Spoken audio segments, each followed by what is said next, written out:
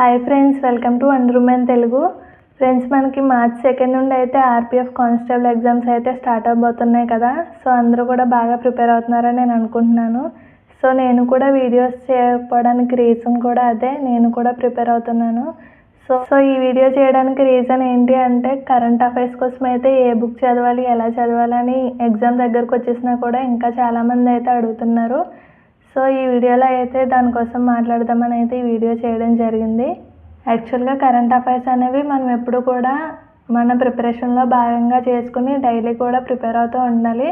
కానీ ఒకేసారి current affairs అన్నీ చదవాలంటే అంత ఈజీ ప్రాసెస్ అయితే ఉండదు.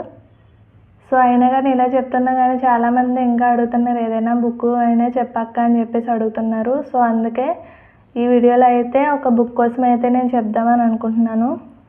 సో ఫ్రెండ్స్, మీకు ఇక్కడ స్క్రీన్ మీద కనిపిస్తుంది కదా, ఈ బుక్ వచ్చేసి షైన్ ఇండియా. ఈ బుక్ నేమ్ వచ్చేసి, సో ఈ బుక్ కోసం మ్యాక్సిమం కాంపిటేటివ్ ఎగ్జామ్స్ ప్రిపేర్ అయ్యే వాళ్ళందరికీ కూడా తెలిసే ఉంటుంది. ఎవరైతే కొత్తగా ప్రిపేర్ అవుతున్నారో వాళ్ళకి మాత్రం కొంచెం తెలిసి ఉండదు నాకు తెలిసి. సో ఈ బుక్ వచ్చేసి మనకి 2024లో జరిగిన కరెంట్ అఫైర్స్ అన్నీ ఉంటాయి అన్నమాట. సో ఈ బుక్ కాస్ట్ వచ్చేసి మనకి 200 అలా అయితే పడింది. సో మనకున్న ఈ తక్కువ టైంలో మనకున్న సిలబస్ రివిజన్ చేయడానికే మనకి టైం అయితే సరిపోదు. కానీ ఈ బుక్ మొత్తం చదవాలంటే ఇంత తక్కువ టైంలో కష్టమే. కొంతమంది తీసుకున్నా కానీ వామ్మో ఇంత తక్కువ టైంలో చదవలేమేమో అని చెప్పేసి పక్కన కూడా పెడుతున్నారు. సో ఈ తక్కువ టైంలో ఈ బుక్లో ఉన్న ఇంపార్టెంట్ టాపిక్స్ ఎలా చదవాలో అయితే నేనైతే చెప్తాను ఈ వీడియోలో. మనకి కరెంట్ అఫైర్స్ నుండి చాలా కరెంట్ అఫైర్స్ అయితే ఉంటాయి, కానీ అందులో ఎగ్జామ్స్లో వచ్చి కొన్ని టాపిక్స్ మీద అయితే ఎక్కువగా ఎగ్జామ్స్లో అనేవి మనకు రావడం జరుగుతుంది అన్నమాట. అంటే ఎగ్జామ్ని బట్టి ఉంటుంది. కొన్ని ఎగ్జామ్స్లో కొన్ని టాపిక్స్ మీద కాన్సన్ట్రేట్ చేస్తే, కొన్ని ఎగ్జామ్స్లో కొన్ని టాపిక్స్ మీద అనేవి మనకు కరెంట్ అఫైర్స్ రావడం జరుగుతుంది. For example state government exams మనం రాసామంటే స్టేట్కి సంబంధించిన కరెంట్ అఫైర్సే మనం ఎక్కువ చూడడం జరుగుతుంది. మనం సెంట్రల్ గవర్నమెంట్ ఎగ్జామ్స్ రాస్తున్నట్టయితే మన కంట్రీకి సంబంధించిన కరెంట్ అఫైర్స్ అన్నీ కూడా చదవాల్సి ఉంటుంది. సో ఇప్పుడు మనం ఆర్పిఎఫ్ ఎగ్జామ్ రాస్తున్నాం కాబట్టి మనం ఖచ్చితంగా ఇది సెంట్రల్ లెవెల్లో ఉంటుంది కాబట్టి మనం మొత్తం మన దేశానికి సంబంధించిన కరెంట్ అఫైర్స్ అన్నీ అయితే చదవాల్సి ఉంటుంది. అలాగే ఇంటర్నేషనల్ కరెంట్ అఫైర్స్ కూడా చదవాల్సి ఉంటుంది. సో ఈ బుక్లో వచ్చేసి మనకి కొన్ని టాపిక్స్ అయితే ఇచ్చారు. సో ఈ టాపిక్స్లో ఏది కూడా ఇంపార్టెంట్ కాదని అయితే నేను చెప్పను, కానీ అన్నీ ఇంపార్టెంటే. కానీ ఏంటంటే ఇవన్నీ టాపిక్స్ మనం డెప్త్కి వెళ్ళి చదవాలంటే కొంచెం టైం టేకన్ ప్రాసెస్. డెప్త్గా చదవకుండా మెయిన్ పాయింట్స్ అన్నీ చదువుకుంటూ వెళ్ళామంటే మనం ఈ బుక్ మొత్తం కూడా కంప్లీట్ చేసే అవకాశం ఉంటుంది. సో మనకి ఆర్పిఎఫ్ ఎస్ఏ ఎగ్జామ్లో వచ్చిన క్వశ్చన్స్ కరెంట్ అఫైర్స్ నుండి చూసినట్టయితే మనకి 12 to 15 క్వశ్చన్స్ అనేవి రావడం జరిగింది. సో ఆ మార్క్స్ అనేవి మనకు చాలా ఎక్కువ కాబట్టి కరెంట్ అఫైర్స్ అనేవి ఎవరు కూడా నెగ్లెక్ట్ చేయకుండా అందరూ కూడా చదవండి.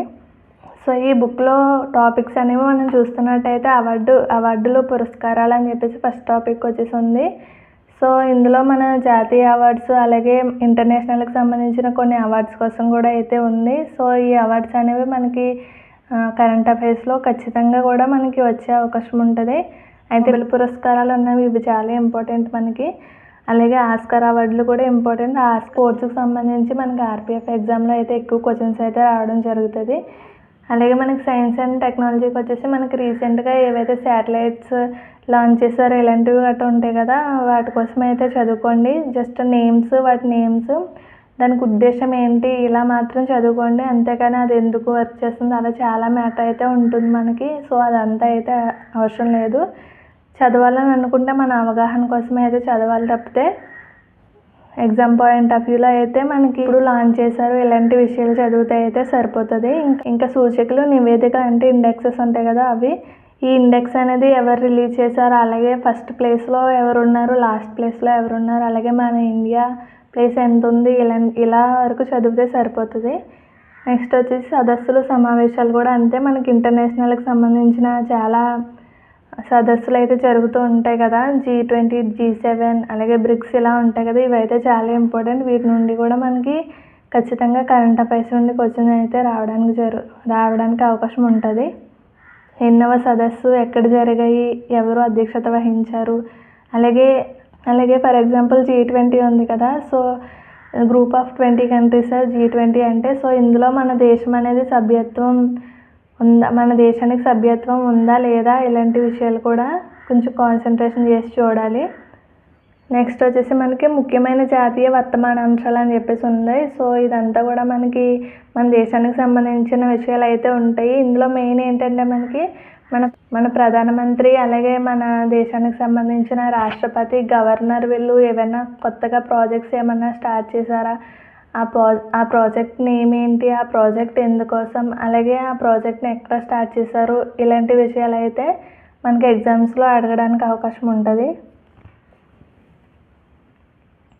అలాగే ముఖ్యమైన అంతర్జాతీయ వర్తమానాంశాలు వచ్చేసి మన ప్రధానమంత్రి వేరే దేశానికి అయితే వెళ్తారు కదా, పర్యటన కోసం వెళ్ళారు అని చెప్పేసి మనమైతే న్యూస్లో చూస్తూ ఉంటాం. సో ఏ దేశానికి వెళ్ళారు, అలాగే ఆ దేశం యొక్క అధ్యక్షుడు లేకపోతే ప్రధానమంత్రి ఎవరు అని చెప్పేసి వాళ్ళ నేమ్స్ కూడా మనం చదువుకుని గుర్తుపెట్టుకుంటే మంచిది.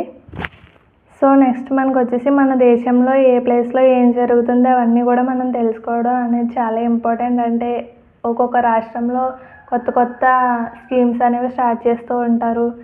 అలాగే మన రాష్ట్రాల్లో ఏ రాష్ట్రానికి ఎవరు గవర్నర్గా ఉన్నారు, అలాగే ఒక్కొక్క గవర్నర్ అనేవారు 2 రాష్ట్రాలకి కలిపి ఒకే గవర్నర్ ఉంటారు. సో దానికి సంబంధించి వాళ్ళ కోసం అయితే చదవండి. ఏదైనా రాష్ట్రంలో కొత్తగా ఏదైనా జరిగింది అంటే అది మాత్రం ఖచ్చితంగా అడిగే అవకాశం ఉంటుంది మనకి ఎగ్జామ్స్లో. అలాగే మనకి కొత్తగా లాంచ్ చేసిన బుక్స్, అలాగే ఇంపార్టెంట్ డేస్ కోసం కూడా అడిగే అవకాశం ఉంటుంది. సో ఇవన్నీ చదవాలంటే మనం ముందు నుండి చదివే వాళ్ళకైతే కొంచెం రివిజన్ చేయడానికి బాగుంటుంది. కానీ ఇప్పుడు ఇంపార్టెంట్ డేస్ అన్నీ చదవాలంటే మనకు చాలా టైం అయితే తీసుకుంటుంది. అవి మనం ఇప్పుడు చదివి గుర్తుపెట్టుకోవాలంటే. సో అవైతే వాటికైతే లాస్ట్ అయితే ప్రిఫరెన్స్ ఇవ్వండి. ముందైతే ఇప్పుడు నేను చెప్పాను కదా, ఈ అవార్డ్స్ కోసం ముఖ్యమైన సదస్సులు, అలాగే నివేదికలు, వీటి కోసం అయితే ఫస్ట్ అయితే కాన్సన్ట్రేషన్ చేసి చదవండి. సో ఫ్రెండ్స్, ఈ వీడియో అయితే మీకు ఎంతో కొంత యూజ్ అయిందని చెప్పేసి నేను అనుకుంటున్నాను. చాలామంది అయితే కామెంట్స్ చేస్తున్నారు, అందుకే ఈ వీడియో చేయడానికి రీజను. సో ఇంకేమైనా మీకు డౌట్స్ అనేవి ఉంటే కామెంట్ సెక్షన్లో మెన్షన్ చేయండి, నేను రిప్లై ఇవ్వడానికి ట్రై చేస్తాను.